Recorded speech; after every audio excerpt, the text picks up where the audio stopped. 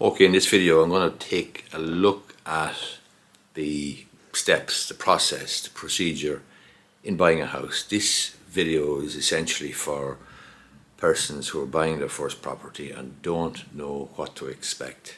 I get questions all the time from people buying their first house, and they might have gone sale agreed, but they simply don't know what to expect going forward, or how the process is going to work, or when they're supposed to pay over money and so on. So I'll try and make it as simple and as straightforward as possible. Firstly, you've gone sale agreed with the estate agent. You have a deal, so you pay a booking deposit to the estate agent. At that point, you need to let the estate agent know the solicitor who's acting for you. And assuming that you are borrowing money from a lender, from a bank, getting a mortgage, you need to let the bank know who's acting for you as well, who your solicitor is. What's going to happen then is the estate agent is going to contact the vendors and let them know, or let the vendor's solicitor know who's acting for you, so that the vendor solicitor rather, will draw up contracts and send them out to your solicitor along with copy title documents. At the same time, you need to let the bank know who's acting for you, and the bank then, when they issue the loan offer, issue the loan pack, the security documents, will send them to your solicitor.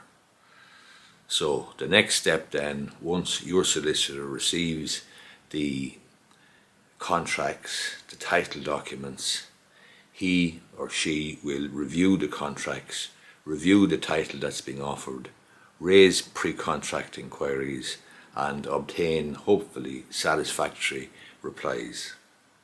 Once your solicitor is happy with the title that's being offered, and once satisfactory replies have been obtained, then your solicitor will invite you in to the office to sign the contracts. So you'll be signing the two contracts to purchase the property, and you'll also be signing the loan offer and the loan documents at the same time. So for the sake of convenience, your solicitor, rather than bringing you in twice, is going to bring you in once and ask you to sign the contracts and sign the loan documents. When you sign the contracts, you sign them in duplicate, and you pay a 10% deposit on the contract price.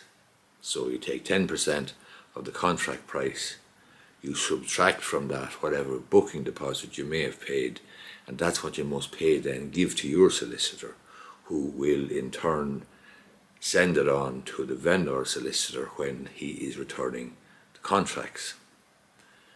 Once you've sent on the contracts, or your solicitor has sent on the contracts to the vendor solicitor, the vendor's solicitor will then get the vendor in who will sign the contracts, and they then, the vendor solicitor, will keep one contract and send one back to me, your solicitor. And when one contract is signed by both parties and sent back to the purchaser, at that stage then there's a binding contract in place. After that then, we are working towards completion of the transaction.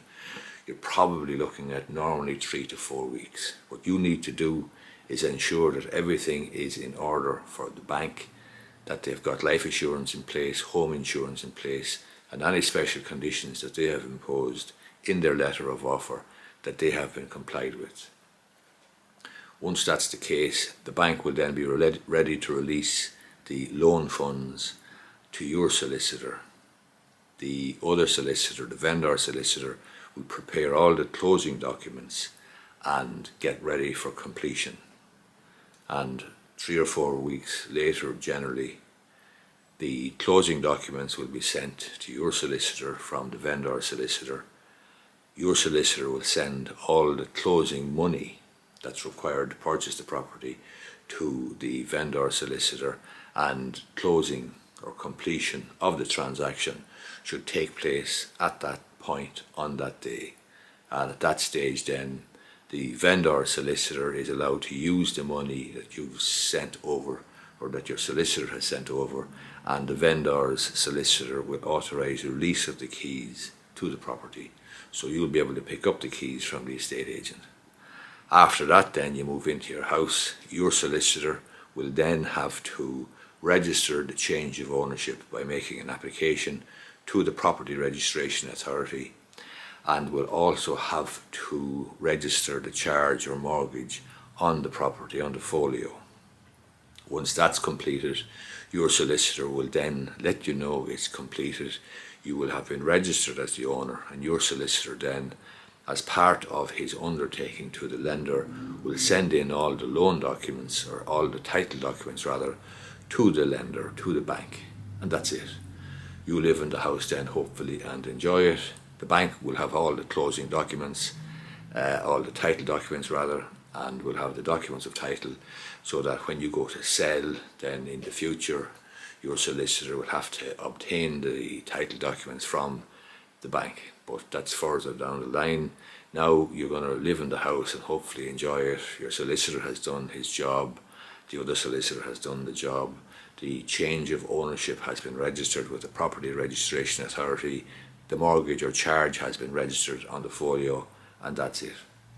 Hope you find this video useful. If you do, I would I'd appreciate if you gave it the thumbs up down below, and you may be interested in subscribing to my YouTube channel. Thanks a lot.